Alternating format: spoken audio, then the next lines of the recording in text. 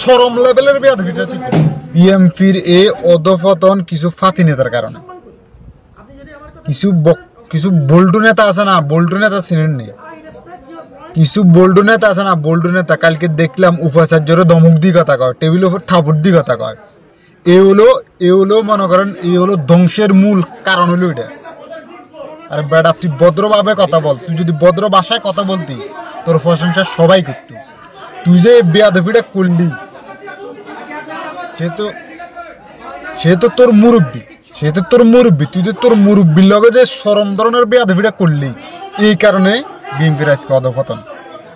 ভদ্র বাংলাদেশের পাবলিক বেয়াদব বাদ দিয়ে দিছে।